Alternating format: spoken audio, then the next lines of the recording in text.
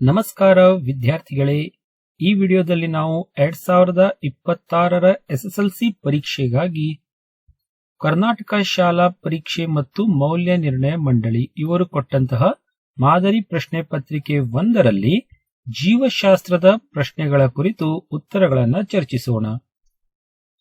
ಈಗಾಗಲೇ ಭೌತಶಾಸ್ತ್ರ ಮತ್ತು ರಸಾಯನಶಾಸ್ತ್ರದ ಪ್ರಶ್ನೋತ್ತರಗಳ ಬಗ್ಗೆ ವಿವರಣೆಯನ್ನು ನಾನು ವಿಡಿಯೋದಲ್ಲಿ ಕೊಟ್ಟಿರ್ತೇನೆ. ಸಪೋಸ್ ತಾವು ಆ ವಿಡಿಯೋ ನೋಡಿಲ್ಲ ಅಂದ್ರೆ ಚಾನೆಲ್ ಸಬ್ಸ್ಕ್ರೈಬ್ ಮಾಡ್ರಿ. ಅಲ್ಲಿ ಪ್ಲೇ ಲಿಸ್ಟ್ ಅಲ್ಲಿ ಆ ವಿಡಿಯೋವನ್ನ ನೋಡಿ ಅಲ್ಲಿಂದ ತಾವು ಕೆಮಿಸ್ಟ್ರಿ ಮತ್ತೆ ಫಿಸಿಕ್ಸ್ ಕ್ವೆಶ್ಚನ್ ಆನ್ಸರ್ ಗಳನ್ನ ತಿಳ್ಕೊಳ್ಬಹುದು. ಜೀವಶಾಸ್ತ್ರದಲ್ಲಿ ಮೊದಲನೇ ಪ್ರಶ್ನೆ 26ನೇದು, ಪ್ರೋಟೀನ್ ಅನ್ನು ಜೀರ್ಣಿಸಲು ಮೆದೋಜೀರಕ ಗ್ರಂಥಿಯಿಂದ ಸ್ರವಿಕೆಯಾಗುವ ಕಿಣ್ವ ಯಾವುದು ಅಂತ ಕೇಳಿದ್ದಾರೆ. ಅಮೈಲೇಸ್ ಇದೆ, ಪೆಪ್ಸಿನ್ ಇದೆ, ಟ್ರಿಪ್ಸಿನ್ ಮತ್ತು ಲೈಪೇಸ್. ಅಮೈಲೇಸ್ ಇದು ಸಾಮಾನ್ಯವಾಗಿ ಬಾಯಿಯಲ್ಲಿ ಲಾಲಾರಸದಲ್ಲಿರುವಂತದ್ದು, ಪೆಪ್ಸಿನ್ ಜಠರದಲ್ಲಿ ಬಿಡುಗಡೆಯಾಗುವಂತದ್ದು, ಲೈಪೇಸ್ ಸಣ್ಣ ಕರುಳಿನಿಂದ ಆ ಒಂದು ಕಿಣ್ವ ಬಿಡುಗಡೆಯಾಗುವಂತದ್ದು.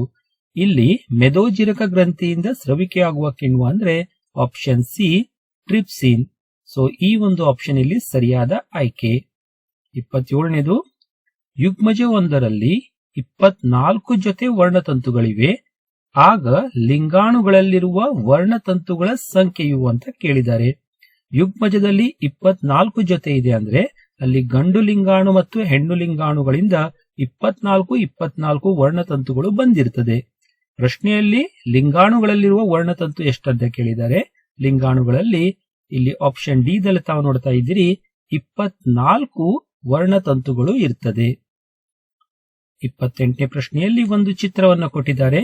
ಇಲ್ಲಿ ಆಕ್ಸಾನ್ ಅಂತ ಬರೆದಿದ್ದಾರೆ, ನಂತರ ಇಲ್ಲಿ ಡೆಂಡ್ರೈಟ್ಸ್ ಅಂತ ಬರೆದಿದ್ದಾರೆ. ಇದರ ನಡುವಿನ ಒಂದು ಭಾಗದಲ್ಲಿ ಎಕ್ಸ್ ಅಂತ ಬರೆಯಲಾಗಿದೆ. ಇಲ್ಲಿ ಪ್ರಶ್ನೆ ಎಕ್ಸ್ ಭಾಗದ ಹೆಸರು ಏನಂತ ಕೇಳಿದ್ದಾರೆ ಮತ್ತು ಅದರ ಕಾರ್ಯ. ಇಲ್ಲಿ ಎಕ್ಸಾನ್ ಮತ್ತೆ ಡೆಂಡ್ರಾಯ್ಡ್ ಗಳ ನಡುವೆ ಒಂದು ಸಂಪರ್ಕಿಸುವ ಭಾಗವನ್ನ ನಾವು ಸಂಸರ್ಗ ಅಂತ ಕರಿತೇವೆ. ಸೊ ಆಪ್ಷನ್ ಬಿ ಮತ್ತೆ ಆಪ್ಷನ್ ಡಿ ದಲ್ಲಿ ಆ ಸಂಸರ್ಗ ಅನ್ನುವಂತ ಆನ್ಸರ್ ಅನ್ನ ತಾವು ನೋಡಬಹುದು.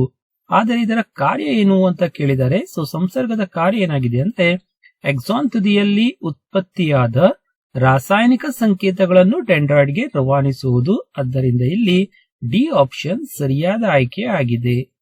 29ನೇ ಪ್ರಶ್ನೆಯಲ್ಲಿ ಸಸ್ಯಗಳಲ್ಲಿ ಕ್ಸೈಲಂ ಅಂಗಾಂಶದ ಪ್ರಾಮುಖ್ಯತೆ ಏನು ಅಂತ ಕೇಳಿದ್ದಾರೆ. ಸ್ನೇಹಿತರೆ, ಇಲ್ಲಿ ಸಸ್ಯಗಳಲ್ಲಿ 2 ನಾಳ ಅಂಗಾಂಶಗಳು ಇದೆ, ಒಂದು ಕ್ಸೈಲಂ ಇನ್ನೊಂದು ಫ್ಲೋಯಂ. ಈ ಪ್ರಶ್ನೆ ಪತ್ರಿಕೆಯಲ್ಲಿ ಕ್ಸೈಲಂನ ಪ್ರಾಮುಖ್ಯತೆಯ ಬಗ್ಗೆ ಕೊಟ್ಟಿದ್ದಾರೆ. ಇದು 1 ಅಂಕದ ಪ್ರಶ್ನೆಯಾಗಿದೆ. ತಾವೇನ್ ಬರೀಬೇಕಿಲ್ಲಿ, ಕ್ಸೈಲಂ ಇದು ಸಸ್ಯದ ಎಲ್ಲಾ ಭಾಗಗಳಿಗೆ ನೀರನ್ನು ತಲುಪಿಸುವ ಕಾರ್ಯವನ್ನ ನಿರ್ವಹಿಸುತ್ತದೆ ಅಂತ ಬರೀಬೇಕು. 30ನೇ ಪ್ರಶ್ನೆ, ಇದು ಕೂಡ 1 ಅಂಕದ ಪ್ರಶ್ನೆ. ಬಟಾಣಿ ಸಸ್ಯಗಳನ್ನು ವಿಭಿನ್ನ ರೂಪಗಳನ್ನು ತೋರಿಸುವ ಕೆಳಗಿನ ಕೋಷ್ಟಕವನ್ನು ಗಮನಿಸಿ ಅಂತ ಹೇಳಿದ್ದಾರೆ. ಇಲ್ಲಿ ಕೋಷ್ಟಕದಲ್ಲಿ ನೋಡ್ರಿ, ಬೀಜದ ಬಣ್ಣ ಹಸಿರು, ಇಲ್ಲಿ ಕ್ಯಾಪಿಟಲ್ ಜಿ ಅಂತ ಬರೆದಿದ್ದಾರೆ, ಆದ್ದರಿಂದ ಹಸಿರು ಇದು ಪ್ರಾಬಲ್ಯ ಗುಣ ಇದೆ. ಹಳದಿಗೆ ಸ್ಮಾಲ್ ಜಿ ಬರ್ತಿದ್ದಾರೆ, ಇದು ದುರ್ಬಲ ಗುಣ. ಹೂವಿನ ಸ್ಥಾನ ಕಾಂಡದ ಮಧ್ಯ, ಕ್ಯಾಪಿಟಲ್ ಎದಲ್ಲಿ ಬರೆಯುವುದರಿಂದ ಇದು ಪ್ರಾಬಲ್ಯ ಗುಣ ಹೊಂದಿದೆ. ಕಾಂಡದ ತುದಿಯಲ್ಲಿ ಹೂವಿನ ಸ್ಥಾನ ಸ್ಮಾಲ್ ಎದಿಂದ ಗುರುತಿಸಿದ್ದಾರೆ, ಇದು ದುರ್ಬಲ ಗುಣ ಆಗಿದೆ. ಈಗ ಕ್ವೆಶ್ಚನ್ ಏನು, ಹಸಿರು ಬೀಜ ಮತ್ತು ಕಾಂಡದ ತುದಿಯಲ್ಲಿ ಹೂಗಳನ್ನು ಹೊಂದಿರುವ ತಳಿಗುಣದ ಸೂಚಕ ಬರೆಯಿರಿ ಅಂತ ಹೇಳಿದ್ದಾರೆ. ಸೊ ಹಸಿರು ಬೀಜ ಇರ್ಬೇಕಂದ್ರೆ 2 ಕ್ಯಾಪಿಟಲ್ ಜಿ ಇರಬೇಕು, ಅಥವಾ ಒಂದಾದ್ರೂ ಕ್ಯಾಪಿಟಲ್ ಜಿ ಇರುವಂತದ್ದು. ಕಾಂಡದ ತುದಿಯಲ್ಲಿ ಹೂಗಳು ಇರಬೇಕು ಅಂದ್ರೆ ಇಲ್ಲಿ ಕಾಂಡದ ತುದಿ ಇದೊಂದು ದುರ್ಬಲ ಗುಣ ಆಗಿರುವುದರಿಂದ 2 ಸ್ಮಾಲ್ ಎ ಆಗಿರಬೇಕು. ಆದ್ದರಿಂದ ಇಲ್ಲಿ 2 ಇಲ್ಲಿ ನಮಗೆ ಆಪ್ಷನ್ ಸಿಗ್ತದೆ. ಒಂದು ಕ್ಯಾಪಿಟಲ್ ಜಿ, 2 ಕ್ಯಾಪಿಟಲ್ ಜಿ ಇರುವಂತದ್ದು, 2 ಸ್ಮಾಲ್ ಎ ಇರುವಂತದ್ದು ಹಸಿರು ಬೀಜ ಮತ್ತೆ ಕಾಂಡದ ತುದಿಯಲ್ಲಿ ಹೂಗಳು ಹೊಂದಿರುವ ಸಸ್ಯ. ಅದರ ಜೊತೆಗೆ 1 ಕ್ಯಾಪಿಟಲ್ ಜಿ ಇನ್ನೊಂದು ಸ್ಮಾಲ್ ಜಿ, ನಂತರ 2 ಸ್ಮಾಲ್ ಎ ಇರುವಂತ ಒಂದು ಸಸ್ಯ ಕೂಡ ಅಲ್ಲಿ ಏನಾಗಿರ್ತದೆ, ಹಸಿರು ಬೀಜ ಮತ್ತು ಕಾಂಡದ ತುದಿಯಲ್ಲಿ ಹೂಗಳು ಹೊಂದಿರುವಂತ ಸಸ್ಯ ಆಗಿದೆ. 31ನೇ ಪ್ರಶ್ನೆ, ಅಮೀಬಾದಲ್ಲಿನ ದ್ವಿದಳನವು ಹೈಡ್ರಾದಲ್ಲಿರುವ ಮೊಗ್ಗಿಗಿಂತ ಹೇಗೆ ಭಿನ್ನವಾಗಿದೆ ಅಂತ ಹೇಳಿದ್ದಾರೆ. ಇದು ಕೂಡ 1 ಅಂಕದ ಪ್ರಶ್ನೆ. ಇದನ್ನ ನೀವು ಸಿಂಪಲ್ ಆಗಿ ಒಂದೇ ಸೆಂಟೆನ್ಸ್ ನಲ್ಲಿ ಉತ್ತರಿಸಬಹುದು. ಇಲ್ಲಿ ಸ್ವಲ್ಪ ವಿವರವಾದ ಆನ್ಸರ್ ಅನ್ನ ಕೊಟ್ಟಿದ್ದೇನೆ. ಅಮೀಬಾದಂತ ಜೀವಿಗಳಲ್ಲಿ ಮಾತೃಕೋಶವು ಯಾವುದೇ ಸಮತಲದಲ್ಲಿ ಕೋಶ ವಿಭಜನೆಯಾಗಿ 2 ಮರಿಕೋಶಗಳಾಗುತ್ತವೆ. ಹೈಡ್ರಾದಂತ ಜೀವಿಗಳ ದೇಹದ ನಿರ್ದಿಷ್ಟ ಭಾಗದಲ್ಲಿ ಪುನರಾವರ್ತಿತ ಕೋಶ ವಿಭಜನೆಯಿಂದ ಒಂದು ಮೊಗ್ಗು ಬಾಹ್ಯವೃದ್ಧಿಯಾಗಿ ಬೆಳೆಯುತ್ತದೆ. ಈ ಮೊಗ್ಗುಗಳು ಸಣ್ಣ ಜೀವಿಗಳಾಗಿ ಬೆಳೆಯುತ್ತವೆ ಮತ್ತು ಪೂರ್ಣ ಬೆಳೆದ ನಂತರ ಮಾತ್ರ ದೇಹದಿಂದ ಬೇರ್ಪಟ್ಟು ಹೊಸ ಸ್ವತಂತ್ರ ಜೀವಿಗಳಾಗುತ್ತವೆ ಅಂತ ಬರಿಬೇಕು. ಸ್ನೇಹಿತರೆ, ಇಲ್ಲಿ ಸಾಮಾನ್ಯವಾಗಿ ಅಮೀಬಾದಲ್ಲಿನ ದ್ವಿದಳನ ಮತ್ತು ಲಿಶ್ಮೇನಿಯಾದಲ್ಲಿ ಕಂಡುಬರುವ ದ್ವಿದಳನದ ವ್ಯತ್ಯಾಸ ಕೇಳುವಂತ ಚಾನ್ಸಸ್ ಇರ್ತದೆ. ಅದರಿಂದ ಆ ಕುರಿತು ಪ್ರಶ್ನೆಗಳಿಗೆ ಉತ್ತರವನ್ನು ಕೂಡ ತಾವು ಇಲ್ಲಿ ತಿಳ್ಕೊಳ್ಳುವ ಅವಶ್ಯಕತೆ ಇದೆ. 32ನೇ ಪ್ರಶ್ನೆ, ಕೆಳಗಿನವುಗಳನ್ನು ಹೆಸರಿಸಿ ಅಂತ ಹೇಳಿದ್ದಾರೆ. ಇದರಲ್ಲಿ 1 ಮತ್ತು 2 ಅಂತ 2 ಪ್ರಶ್ನೆಗಳನ್ನ ಕೇಳಲಾಗಿದೆ. ಅಥವಾ ಅಂತ ಕೂಡ ಎ ಬಿ ಅಂತ ಇಲ್ಲಿ 2 ಪ್ರಶ್ನೆಗಳನ್ನ ಕೇಳಿದ್ದಾರೆ. ಸ್ನೇಹಿತರೆ, ಗೊತ್ತಿರಲಿ, ಇಲ್ಲಿ ನೀವು ಆನ್ಸರ್ ಬರೆಯುತ್ತಿರುವಾಗ ನೀವು 1ನೇದ್ರಲ್ಲಿ ಕೇಳಿರುವಂತ 1 ಮತ್ತು 2ಕ್ಕೆ ಉತ್ತರವನ್ನ ಬರಿಬೇಕು, ಅಥವಾ ಇಲ್ಲಿ ಕೊಟ್ಟಂತ ಎ ಬಿಗೆ 2 ಆನ್ಸರ್ ಅನ್ನ ಇಲ್ಲಿ ಬರಿಬೇಕಾಗತ್ತೆ. ಮೊದಲನೇ ಪ್ರಶ್ನೆಯಿಂದ 1 ಕ್ವಶನ್ಗೆ ಆನ್ಸರ್, ಮತ್ತೆ ಸೆಕೆಂಡ್ ಕ್ವಶನ್ ದಿಂದ 1 ಪ್ರಶ್ನೆಗೆ ಆನ್ಸರ್ ಕೊಟ್ರೆ ಅಲ್ಲಿ ಯಾವುದೇ 1 ಕ್ವಶನ್ಗೆ ಆನ್ಸರ್ ಅನ್ನ ಪರಿಗಣಿಸಲಾಗ್ತದೆ. ಆದ್ದರಿಂದ ತಾವಿಲ್ಲಿ ಆನ್ಸರ್ ಬರೆಯುವಾಗ ಮೊದಲನೇ ಪ್ರಶ್ನೆಯಲ್ಲಿರುವಂತ 1, 2 ಅಥವಾ 2ನೇ ಪ್ರಶ್ನೆಯಲ್ಲಿ ಕೊಟ್ಟಿರುವಂತ ಎ ಬಿಗೆ ಆನ್ಸರ್ ಅನ್ನ ಬರಿಬೇಕು. ಈಗ ಪ್ರಶ್ನೆಯನ್ನ ನೋಡೋಣ. ಮಾನವರ ಶ್ವಾಸನಾಳದಲ್ಲಿ ಗಾಳಿ ಹಾದು ಹೋಗುವ ಭಾಗವು ಕುಸಿಯದಂತೆ ತಡೆಯುವ ರಚನೆ ಯಾವುದು ಅಂತ ಕೇಳಿದ್ದಾರೆ. ಆ ರಚನೆಯ ಹೆಸರು ಗಂಟಲಿನಲ್ಲಿರುವ ಮೃದ್ವಸ್ಥಿಯ ಉಂಗುರ ರಚನೆಗಳು. ಇದಕ್ಕೆ 1 ಅಂಕ ಇರುವಂತದ್ದು. 2ನೇದು, ಮೂತ್ರಪಿಂಡವು ರಕ್ತದಿಂದ ಬೇರ್ಪಡಿಸುವ ನೈಟ್ರೋಜನ್ ಯುಕ್ತ ರಾಸಾಯನಿಕಗಳು ಯಾವುದು ಅಂತ ಕೇಳಿದ್ದಾರೆ. ಸಾಮಾನ್ಯವಾಗಿ ಅಲ್ಲಿ ಯೂರಿಯಾ, ಯೂರಿಕ್ ಆಮ್ಲ ಮತ್ತು ಅಮೋನಿಯಾ ಒಂದು ವಿಸರ್ಜನಾ ಪದಾರ್ಥಗಳು. ಇದಕ್ಕೆ ಇಲ್ಲಿ 1 ಅಂಕ ಇರುವಂತದ್ದು. ಅಥವಾ ಪ್ರಶ್ನೆಯಲ್ಲಿ ಎದಲ್ಲಿ ಸಸ್ಯಗಳಲ್ಲಿ ಮತ್ತು ಪ್ರಾಣಿಗಳಲ್ಲಿ ಹೆಚ್ಚಾದ ಗ್ಲೂಕೋಸ್ ಯಾವ ರೂಪದಲ್ಲಿ ಸಂಗ್ರಹವಾಗುತ್ತದೆ ಅಂತ ಕೇಳಿದ್ದಾರೆ. ಪ್ರಶ್ನೆ ಗಮನಿಸಿ, ಇಲ್ಲಿ ಸಸ್ಯಗಳಲ್ಲೂ ಕೇಳಿದ್ದಾರೆ, ಪ್ರಾಣಿಗಳಲ್ಲೂ ಕೇಳಿದ್ದಾರೆ. ಆದ್ದರಿಂದ ಇಲ್ಲಿ ಪ್ರತ್ಯೇಕವಾಗಿ ಉತ್ತರ ಬರಿಬೇಕು. ಸಸ್ಯಗಳಲ್ಲಿ ಪಿಷ್ಟ ರೂಪದಲ್ಲಿ ಮತ್ತು ಪ್ರಾಣಿಗಳಲ್ಲಿ ಗ್ಲೈಕೋಸನ್ ರೂಪದಲ್ಲಿ ಅಲ್ಲಿ ಆಹಾರ ಸಂಗ್ರಹವಾಗುವಂತದ್ದು. ಬಿದಲ್ಲಿ ಏನ್ ಕೇಳಿದ್ದಾರೆ ಅಂದ್ರೆ ಮಾನವನ ಸಣ್ಣ ಕರುಳಿನಲ್ಲಿ ಜೀರ್ಣವಾದ ಆಹಾರವನ್ನು ಹೀರಿಕೊಳ್ಳುವ ರಚನೆಗಳನ್ನು ಹೆಸರಿಸಿ ಅಂತ ಹೇಳಿದ್ದಾರೆ. ಆ ರಚನೆಗಳು ವಿಲ್ಲೈಗಳು. ಸೊ ಇಲ್ಲಿ ಪ್ರತಿಯೊಂದಕ್ಕೂ ತಲಾ 1 ಅಂಕ ಇರುವಂತದ್ದು. 33ನೇ ಪ್ರಶ್ನೆ, ಬೆಳೆಯುತ್ತಿರುವ ಸಸ್ಯದ ಕಾಂಡವು ಬೆಳಕಿನ ಕಡೆಗೆ ಏಕೆ ಬಾಗುತ್ತದೆ ವಿವರಿಸಿ ಅಂತ ಹೇಳಿದ್ದಾರೆ. ಜೊತೆಗೆ ಅಥವಾ ಹೇಳಿ ಇನ್ನೊಂದು ಪ್ರಶ್ನೆಯನ್ನ ಕೇಳಿದ್ದಾರೆ. ಮೊದಲಿಗೆ ಈ ಪ್ರಶ್ನೆಗೆ ಉತ್ತರವನ್ನ ತಿಳಿದುಕೊಳ್ಳೋಣ. ಈ ಉತ್ತರವನ್ನ 3 ಸೆಂಟೆನ್ಸ್ ಗಳಲ್ಲಿ ತಾವು ಬರೀಬೇಕಾಗತ್ತೆ. ಫಸ್ಟ್ ಪಾಯಿಂಟ್ ಏನಂದ್ರೆ, ಬೆಳೆಯುತ್ತಿರುವ ಸಸ್ಯಗಳು ಬೆಳಕನ್ನು ಗ್ರಹಿಸಿದಾಗ ಅದರ ಕಾಂಡದ ತುದಿಯಲ್ಲಿ ಆಕ್ಸಿನ್ ಎಂಬ ಹಾರ್ಮೋನು ಸಂಶ್ಲೇಷಿಸಲ್ಪಟ್ಟು ಜೀವಕೋಶಗಳು ಉದ್ದವಾಗಿ ಬೆಳೆಯಲು ಸಹಾಯ ಮಾಡುತ್ತದೆ.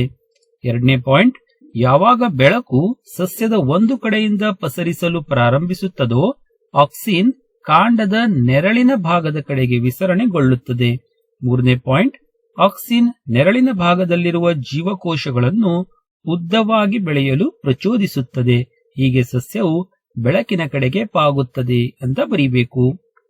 ನಂತರ ಅಥವಾ ಪ್ರಶ್ನೆಯಲ್ಲಿ ಏನ್ ಕೇಳಿದ್ದಾರೆ, ಕೇಂದ್ರ ನರವ್ಯೂಹ ಮತ್ತು ಪರಿಧಿ ನರವ್ಯೂಹಗಳ ನಡುವಣ ಯಾವುದಾದರೂ 2 ವ್ಯತ್ಯಾಸಗಳನ್ನು ಬರೆಯಿರಿ ಅಂತ ಹೇಳಿದ್ದಾರೆ. ವ್ಯತ್ಯಾಸ ಈ ರೀತಿ ಇದೆ. ಕೇಂದ್ರ ನರವ್ಯೂಹ ಮೆದುಳು ಹಾಗೂ ಮೆದುಳು ಬಳ್ಳಿಯನ್ನು ಒಳಗೊಂಡಿದೆ. ಪರಿಧಿ ನರವ್ಯೂಹ 12 ಜೊತೆ ಮೆದುಳು ನರಗಳು ಹಾಗೂ 31 ಜೊತೆ ಮೆದುಳು ಬಳ್ಳಿಯ ನರಗಳನ್ನು ಒಳಗೊಂಡಿದೆ.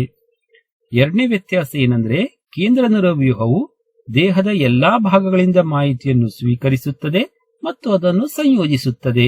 ಪರಿಧಿ ನರವ್ಯೂಹವು ಕೇಂದ್ರ ನರವ್ಯೂಹ ಮತ್ತು ದೇಹದ ಇತರ ಭಾಗಗಳ ನಡುವಿನ ಸಂವಹನವನ್ನು ಪರಿಧಿ ನರವ್ಯೂಹವು ಅನುಕೂಲಿಸುತ್ತದೆ ಅಂತ ಇಲ್ಲಿ ಆನ್ಸರ್ ಬರಿಬೇಕು.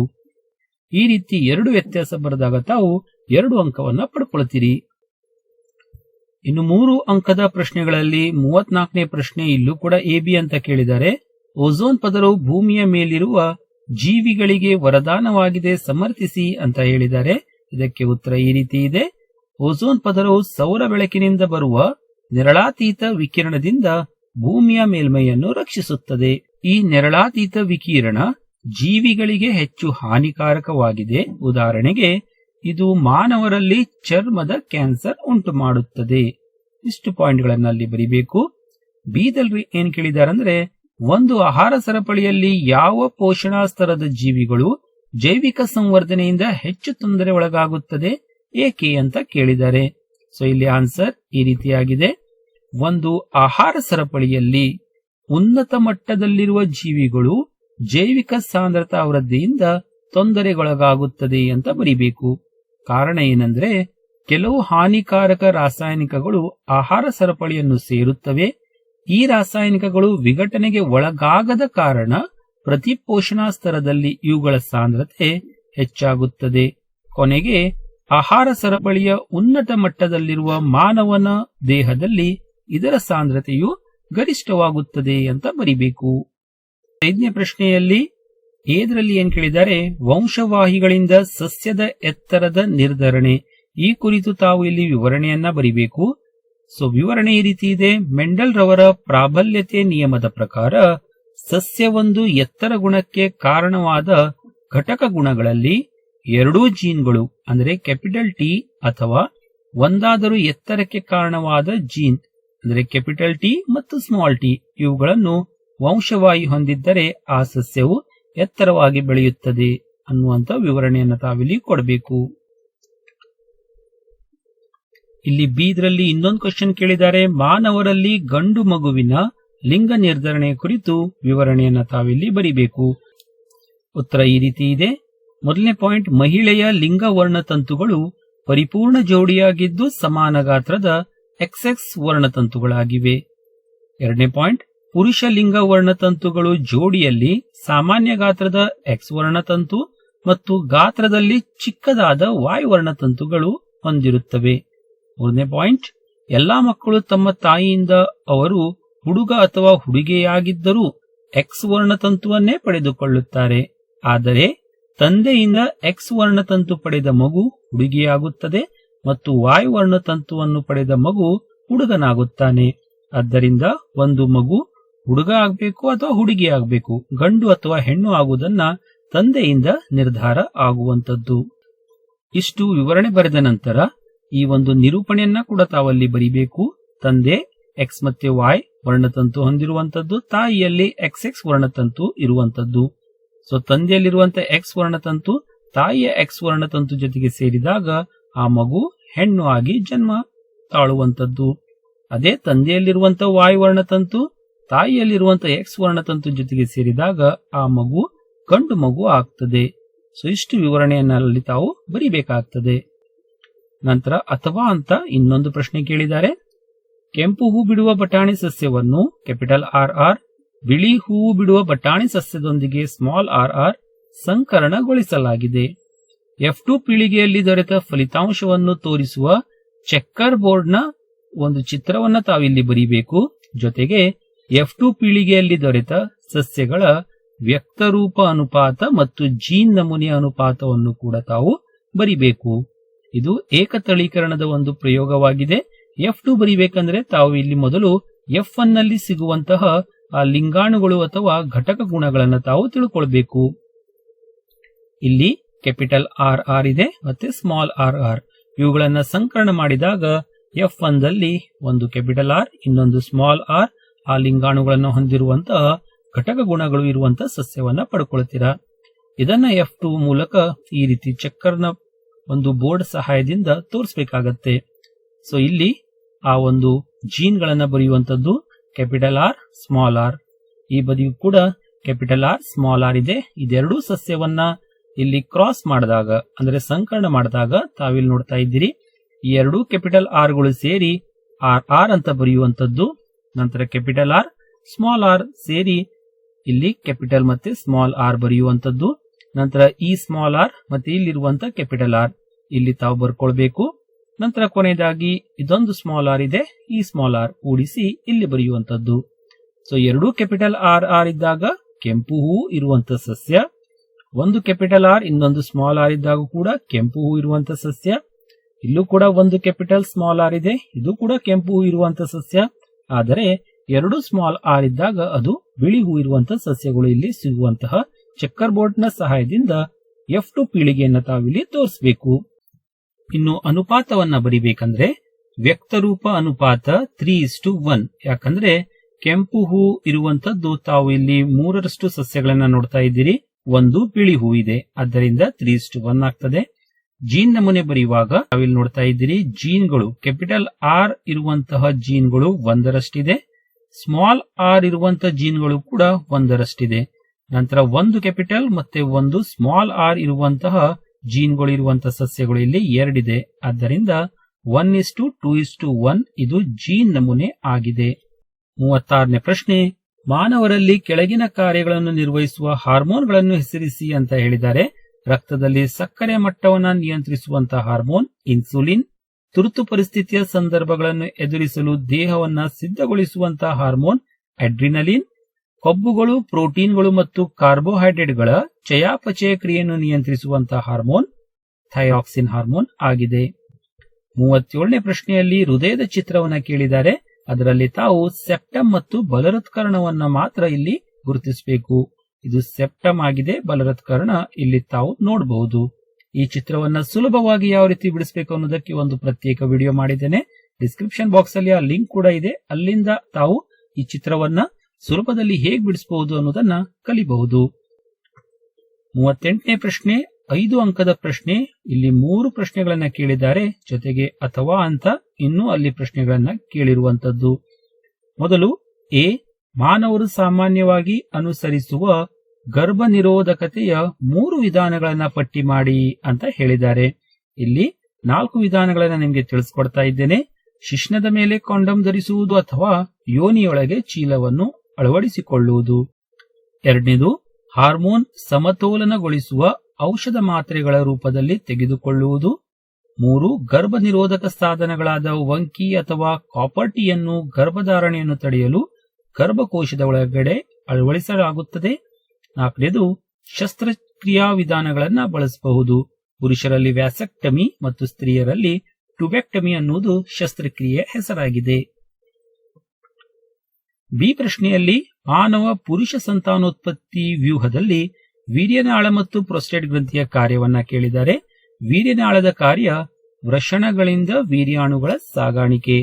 ಪ್ರೊಸ್ಟೇಟ್ ಗ್ರಂಥಿಯ ಕಾರ್ಯ ಇವುಗಳ ಸ್ರವಿಕೆಯು ವೀರ್ಯಾಣುಗಳಿಗೆ ಪೋಷಣೆಯನ್ನು ಒದಗಿಸುತ್ತದೆ ಅಂತ ತಾವಲ್ಲಿ ಬರಿಬೇಕು.